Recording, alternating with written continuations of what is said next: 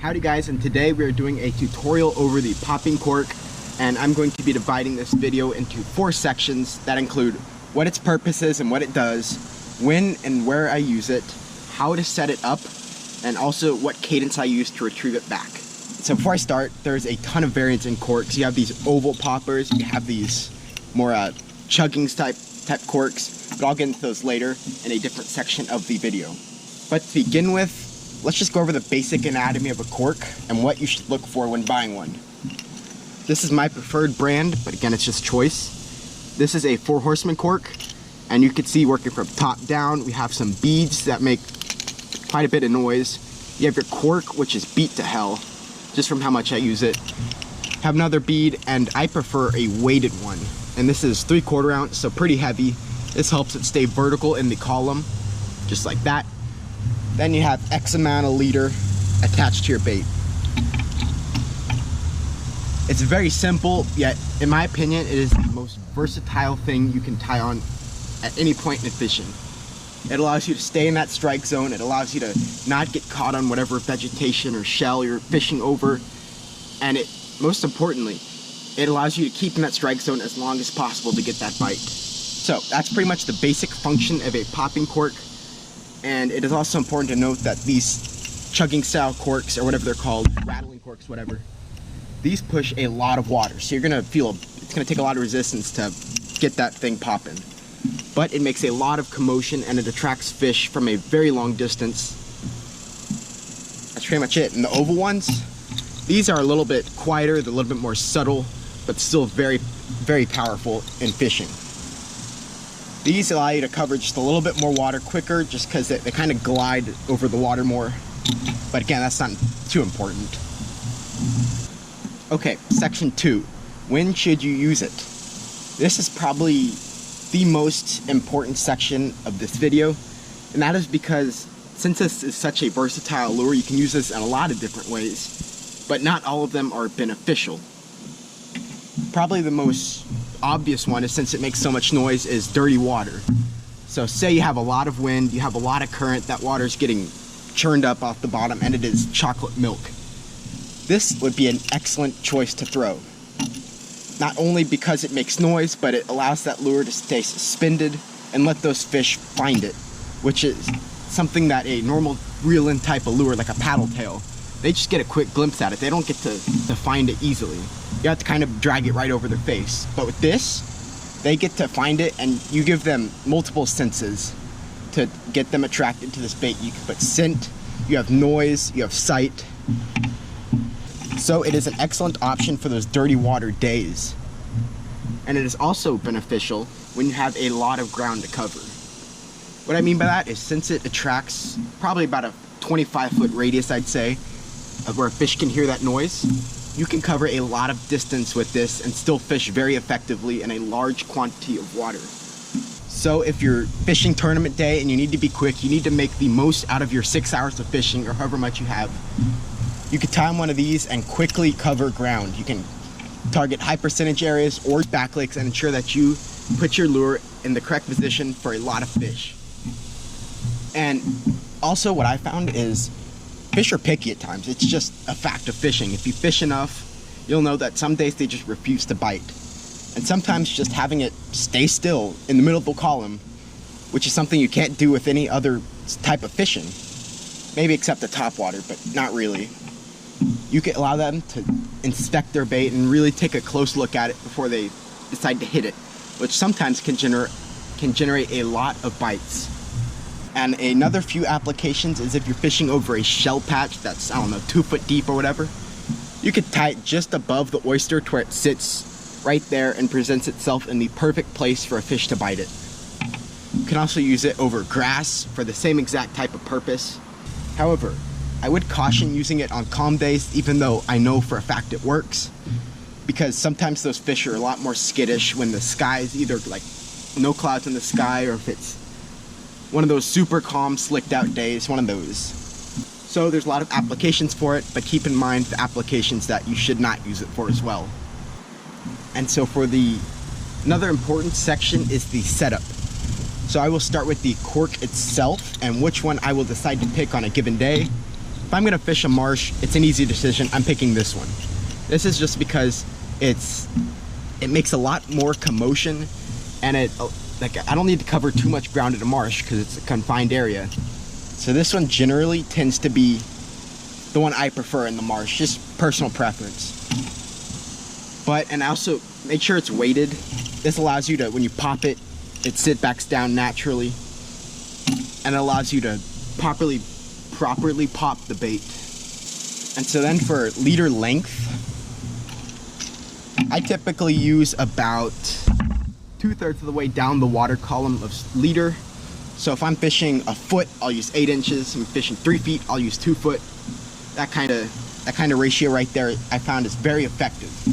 And that is so because, let's say you're working a foot of water and you have 8 inches. You're gonna pop that and it's gonna float up to about, I don't know, 4 inches or so, maybe a little bit less.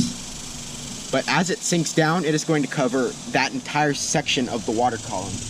So if you really want to target a specific section of the water column, like really thoroughly, this is a very effective tactic to use.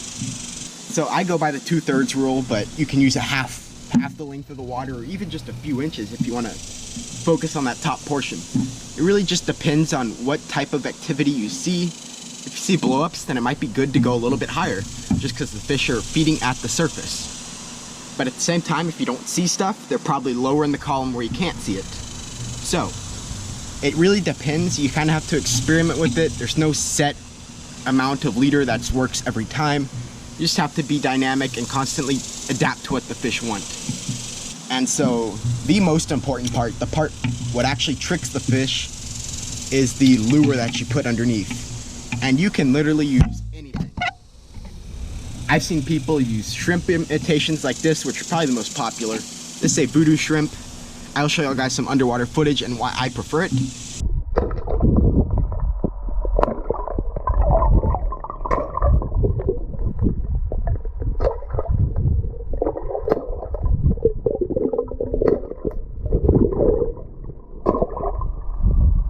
It sits perfectly upright, and this tail just flicks super easily. Every time you pop it, flicks that tail. Very enticing for the fish.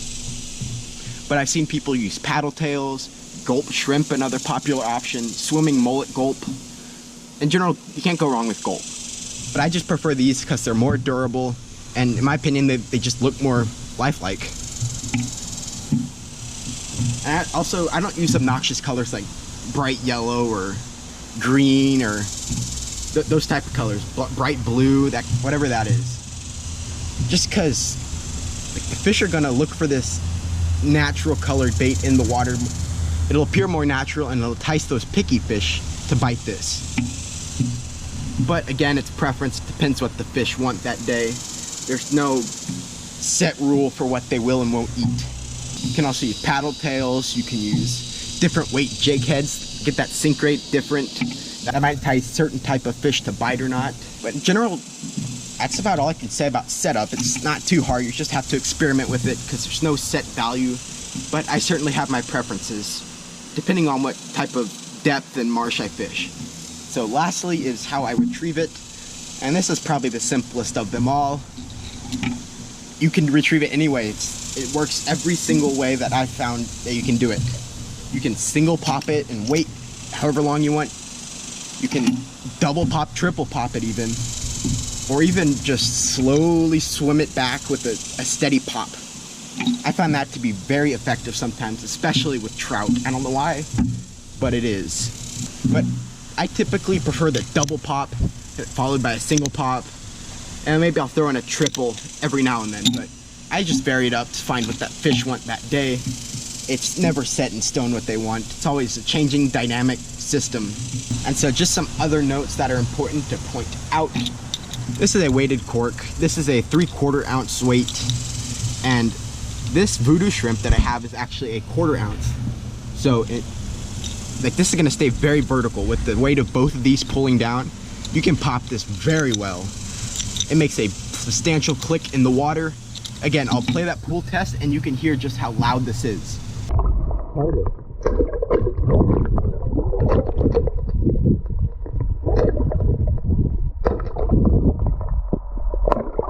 That draws in just so many fish, and it is the best way to fish I have found. It catches so many fish that are just unwilling to bite in any other situation. You can put live bait, you can put dead bait, you can use lures, you can put a wide variety of different corks. There's just so much stuff you can do with it. It's very versatile, and I suggest all of y'all to at least tie this on and try it one time, and you won't regret it. Thank you guys for watching this video, and I hope y'all guys managed to find something informative about this. Comment down below if y'all guys have any tips or suggestions. I'm always open to learning more things and expanding my knowledge, because I'm not perfect. I don't catch all the fish. I'm not the best fisherman, but there are other people who can teach, and it is always worth listening to what they have to say and learning what works for them. So without further ado, I will see y'all guys in a future video, and I hope y'all guys take care.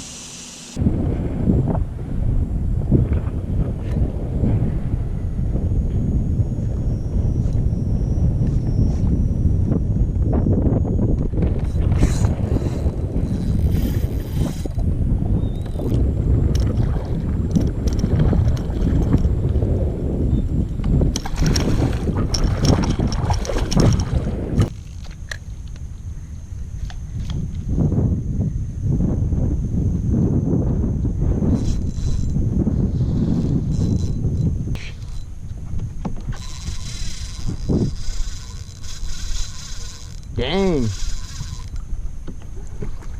Look at that grass. Look how fast I'm moving. Woo. He ain't happy.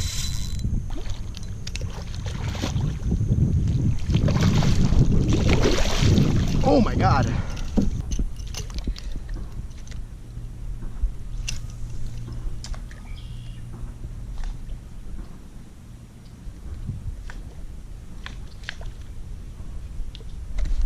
There we go.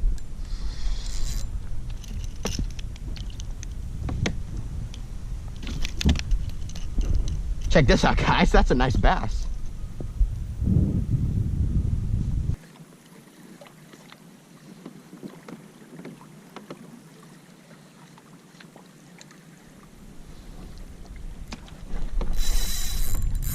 Oh my gosh. What happened there? That's a big one. It's coming loose. What in the world do I have hooked? Actually he is. That's a big fish. Oh my God. Eric, you pop the cork, watch the birds.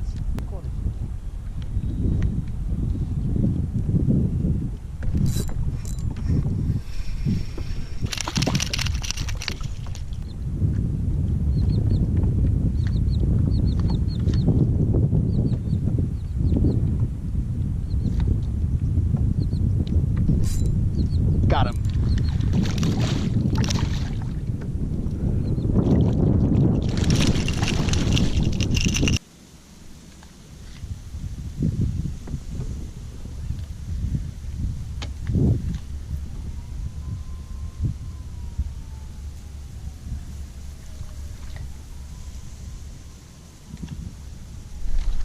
There we go. Oh yeah. Nice fish.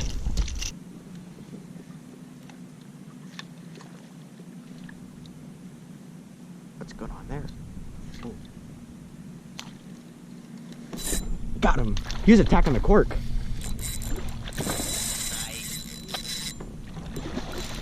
Looks like a good one. I don't respond back.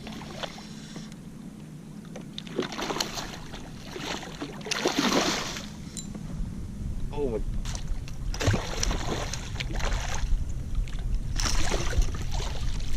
Yes.